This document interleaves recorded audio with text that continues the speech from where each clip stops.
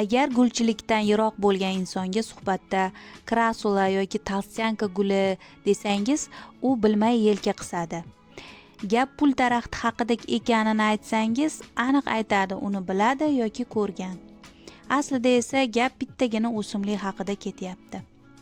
Krasulani vatani issiq Afrika, ammo u ancha vaqtdan beri butun dunyodagi uy va ofis interyerlarida joy olib ulgurgan. Pul daraxti uy sharoitida qanday parvarishlanadi? Bugungi video mavzusi shu haqda. Pul daraxti yorug'likni yaxshi ko'radi. Quyosh nuri miqdori barglar rangiga bevosita ta'sir qiladi. Krasulaning ham navlari bor. Masalan, gullaydigan navlar yoki rangli bargli navlari bor. Yorug'lik yetishmasa gullaydigan navlar gullamaydi. Rangli bargli navlar esa o'z rangini yo'qotadi. Shuning uchun eng yaxshi joylar janub, janubiy sharq va janubiy g'arbiy tomonga qaragan derazalar. Shimoliy derazalarda krasulani sun'iy yoritish kerak bo'ladi. Yorug'lik yetishmasligi sabab novdalar ingichkalashishi, pul daraxtini barglari esa to'kilib ketishi mumkin.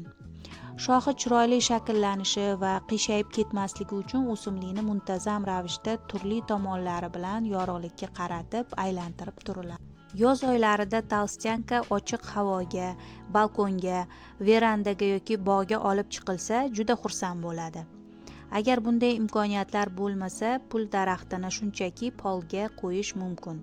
U yerda har doim biroz salqinroq bo'ladi. Xonani tez-tez shamollatib turing, faqat yelvizakdan saqlash kerak. Krasula uchun qulay harorat +22, +28 gradus.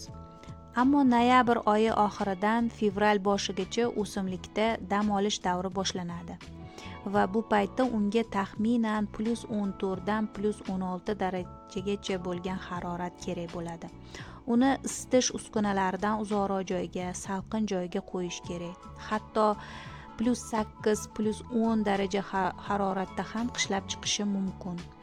Pul daraxtini issiq joyda qishda ushlansa, barglarini to'kib yuborishi mumkin.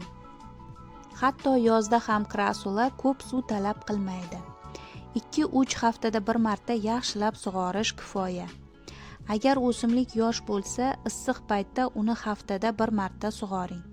Sug'orish uchun aniq belgi tuproq yuzasidan 2 sm chuqurlikda qurigan bo'lsa. Kuzda 3-4 haftada bir marta sug'oriladi. Bunda tuproq 4 sm chuqurlikkacha qurishi kerak. Qishda pul daraxti juda kam sug'oriladi. Krasula suv sepishni umuman talab qilmaydi. Aksincha, bu unga qarshi ko'rsatilgan.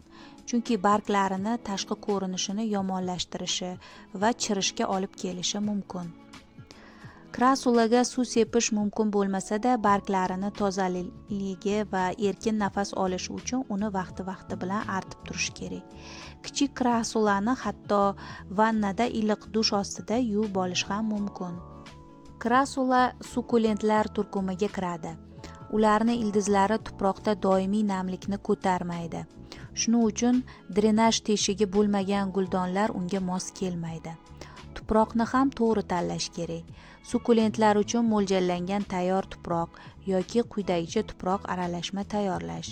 Tuproq, biogumus, torf, ozgina qum va mayda shag'al. Pul daraxtini barg to'kishining sabablari. Krasulani sug'orish o'rtacha bo'lishi kerak.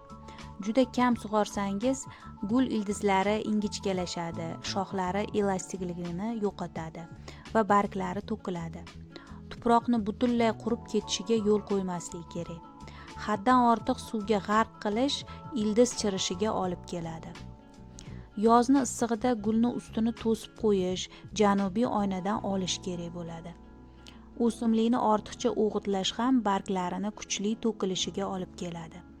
O'simlikni faqat mart oyidan sentyabrgacha o'g'itlang. Yilni boshqa davrlarida dam berib oziqlantirishni to'xtatish mumkin. Keskin harorat o'zgarishiga yo'l qo'ymaslik kerak. Gulni muzday suv bilan sug'ormang, chunki bu ildiz tizimi uchun kuchli stress hisoblanadi. Suvxona pul daraxti va uni foydali xususiyatlari. Pul daraxtining shifobaxsh xususiyatlari avvalo shundaki, u fitontsidlar ajratadi. Bu moddalar viruslar, zamburug'lar va bakteriyalarga halokatli ta'sir ko'rsatib, xona havosini zararsizlantiradi. Krasula shirasi kasalliklarni davolashda qo'llanadi. Uni tanzilit va parodontitda chayish uchun ishlatiladigan suyuqliklarga qo'shishadi.